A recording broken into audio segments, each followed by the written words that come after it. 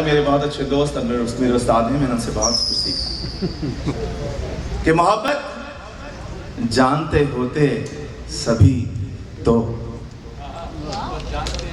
मोहब्बत जानते होते सभी तो तेरे बारे में कुछ लिखते तभी तो।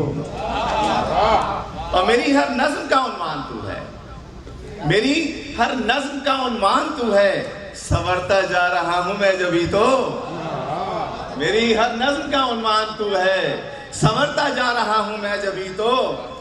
मैं दरिया पार करके थक गया हूं, मैं दरिया पार करके थक गया हूं, समंदर पार करना है अभी तो। और सुना है यूनुस भाई, सुना है उसकी आंखें बोलती हैं,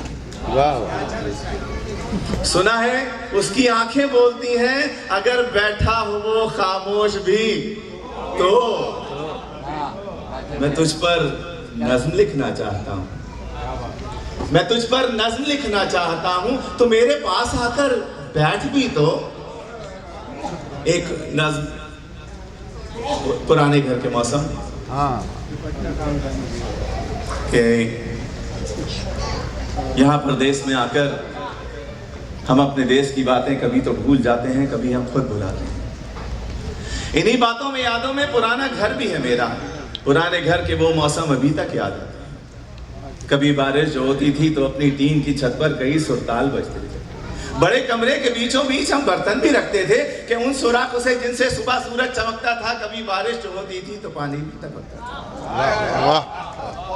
नई हमसाए की बेटी हमारे घर में आती थी, नई हमसाए की बेटी हमारे घर में आती थी, हमारी बहनों के संग बेसनी रोटी पकाती थी। मजा बारिश का हमको जो पुराने घर में आता था अभी तक याद आता है। अगरचे लू भी चलती थी, अगरचे लू भी चलती थी, फजा भी गर्म होती थी और ऐसा हब्स होता था कि मानो दम निकल जाए। तो ऐसे में हम अपने दोस्त को सत्तू पिलाते थे, अगर वो जेब में पैसे तो फिर कुल्फी भी खाते थे। कभी ऐसा भी होता था कि दस्तरखान बेचता था तो दस्तरखान के कोने पे रखी बाल्टी में आम होते थे, कभी एक दो, कभी दो चार अपने नाम होते थे। गरीबी में जो जीने का मजा था अभी तक याद आता। अब बाहर आती थी, आंगन में हमारे फूल खिलते थे, हरे पत्ते हमारे पेड़ पर कुछ ऐसे हिलते थे कि मौसम के बदल जाने की वो खुशियां मनाते हो। सना सन सन, सना सन सन कोई नगमा सुनाते हो। मोहल्ले के जवान लड़के पतंगे भी उड़ाते थे, कहीं तुम छल्ला उड़ती थी, कहीं गुड्डे लड़ाते थे, और कभी तो जाने बूझे एक मकान की छत पे हम यारों किसी को देखकर अपनी पतंगे भी गिराते थे। वो सर्दी हो कि गर्मी हो, खिजा आए बहार आए, पुराने घर के वो मौसम अभी तक याद आते हैं। और आप एक तो दिया उन्वान है, जो भी था क्या थोड़ा था, थोड़ा था। वाह, इजाजत दें।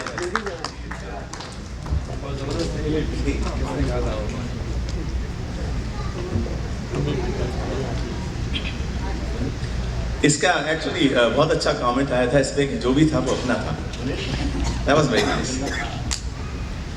अपने देश को रोते भी हो, चैन से पढ़कर सोते भी हो। तुमको देश का गम कैसा है, हंसते भी हो रोते भी हो। किसने कहा था आओ यहाँ आकर तुम बस जाओ यहाँ, जब देश तुम्हारा अपना था, वो शहर तुम्हारा अपना था, वो गली तुम्हारी अपनी थी, वो मकान पुराना अपना था। उस देश को फिर क्यों छोड़ा था, क्यों अपनों से मुंह मोड़ा था, सब रिश्तों को क्यों तोड़ा था। अरे जो भी था क्या थोड़ा था, क्या थोड़ा था। वाह, क्या बात है।